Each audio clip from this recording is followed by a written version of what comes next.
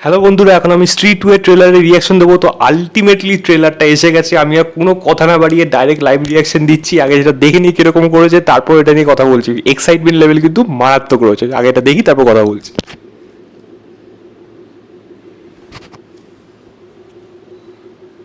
स्त्री जा चुकी है और चंदेरी पुराण के खोए पन्नों में साफ साफ लिखा था कि स्त्री के जाते ही वो आएगा। कौन आएगा? वही जिसने उस वेश्या को मारकर स्त्री बनाया था, जिसे इतिहास सिर्फ एक नाम से जानता है।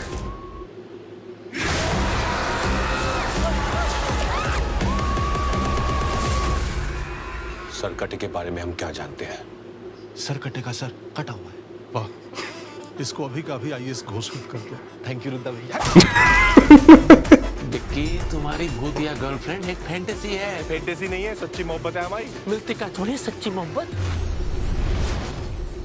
आप सच में आ गए, आप सच में आ गए, आप आ गए। आपको पता है ये सब लोग आपके पीछे से आपको क्या क्या बोलते हैं? छलावा, चुड़ैल, पिशाचिनी, सोनम बेवफा, ठुकरा दिया तेरा प्यारा बिंद काम देखेगी। हमारे बारे में क्या बोलते हैं पता है? क्या?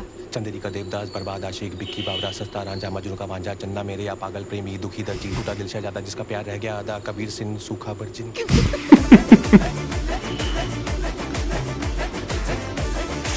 चंदेरी पे ने एक बार फिर से आफतान पड़ी है। वो सरकटा शहरा के लड़कियों को उठा के ले जा रहा है। विक्की बेटा, इस सरकटे को भी तुम्हें भगाना है। भाभी भांग खा के आई हो क्या? पता है कितना बड़ा है वो? जब बच्चन के ऊपर आमिर खान लगा लो तो भी कमर तक ही आएंगे उसके। उसने हमारी चंदेरी के सब मर्दों की सोच बदल दी है। मतलब सरकटा इन्फ्लुएंसर है, अपना फॉलोअर्स बढ़ाना चाहता है।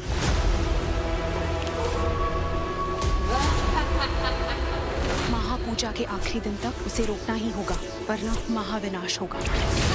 चंदेरी को कोई मुसीबत से बचा सकता है तो वो तुम हो। अब लग रहे हो असली राजकुमार।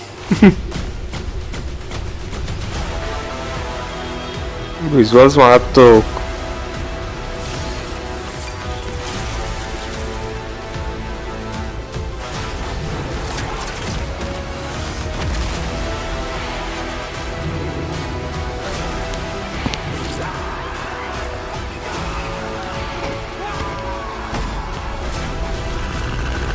इस सरकटे पुरुष को हराने के लिए हमने रास्ता ढूंढ लिया है। आ जाओ स्ত্রী।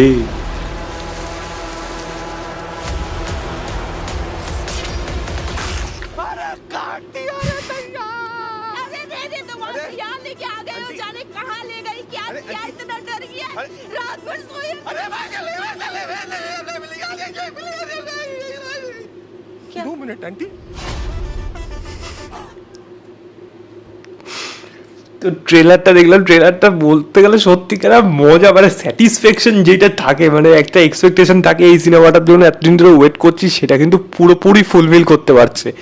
এই যেই মজাটা এই সিনেমা হলে দিতে পারবে, তার জন্য কিন্তু আমি ওই 15 আগস্ট অব্দি অপেক্ষা করতে পারছি না। রীতিমতো সেরকম লেভেলে কিন্তু মজা পুরো এই ট্রেলারটার মধ্যে রয়েছে। কমেডি পোর্শনগুলো কিন্তু বিশেষ করে ভালোভাবে ওয়ার্ক করেছে আমার কাছে।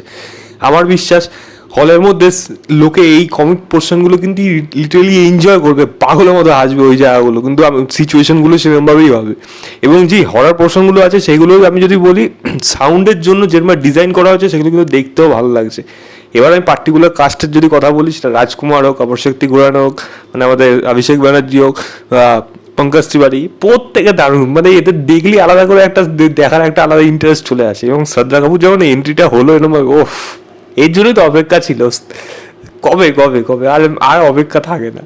মানে এদের জাস্ট এটা আলাদা একটা, মানে এদের একটা আলাদা ভালোবাসা হয়ে গেছে এই ক্যারেক্টারগুলোর প্রতি। ক্যারেক্টারগুলোই ইটসেলফ এতটা ইন্টারেস্টিং, যেটা দেখার মজা চলে আসে। এবার যদি গল্পের দিকে আসি, এখানে স্ত্রী চলে যাওয়ার পর যেখানে গল্পের মধ্যে লেখা আছে, যেখানে যে এই সরকারটা মানে বাংলাতে বোধহয় স্কন্দকাটা ভূত যেটা বলতাম আমরা, যারা বিশেষ করে বিভিন্ন যোদ্ধা থাকতো, মানে মুঘল আমল হোক বা আমাদের মানে মুঘল আমলটাই আমরা বেশি গল্পের বইয়ের মধ্যে পড়ে এসেছি, যে সেখানে থাকে যে যারা যুদ্ধ করতে করতে যাদের গলা কাটা যেত, যেমন কনিষ্ক আমাদের ছিল, আমি তার আগে কথা বলি, তো স্কন্দ কাটা ভূত তারাই হয় যাদের যুদ্ধক্ষেত্রে তারা প্রাণ চলে যায় এবং যাদের গলা কাটা যায়। এই স্কন্দকাঠা কি সেই স্কন্দকাঠা, সেটার ব্যাপার একটা বড় কারণ থাকতে পারে, কারণ এই মানে স্কন্দকাঠা ভূতের যে ক্যারেক্টারটা ছিল, যে মানুষটা ছিল, সে কি কোন আমলে, তাহলে কি মুঘল আমলে ওরকম সময় শেখও ছিল? কারণ একটা সময় রাজকুমার রাওকেও কিন্তু সেরকমই একটা ড্রেস পরানো হয়েছে, এবার মানে সেটা কমিক থ্রু এর জন্য পঙ্কজ ত্রিপাঠী বলছে যে এবার লাগছে সত্যিকারের রাজকুমার, তো সেটা আলাদা জিনিস, বাট তাকে কিন্তু ওরকম ড্রেস পরানো হয়েছে এর সাথে লড়াই করার জন্য। হয়তো এই ডেফিনেটলি সেটা তারা পারবে না, কারণ লাস্টে শ্রদ্ধা কাপুরও পারছে না, তাকে স্ত্রীকেই আনতে হবে এবং সেই ফাইটটা দেখার মতো হবে। কিন্তু এই যে স্কন্দকাঠা ভূত যে আছে, তার গল্পটা কি, তার অরিজিন স্টোরিটা কি, এখানে কিন্তু আসবে। সেখানে কমিক পোর্শনগুলো হোক, মানে যার গলা কাটা সেই স্কন্দকাঠা, মানে তাকে কেউ IAS দিয়ে দাও, থ্যাংক ইউ বাট দিয়েছে একখানা, তো এইগুলো কিন্তু কমিক পোর্শনগুলো ব্যাপক রয়েছে।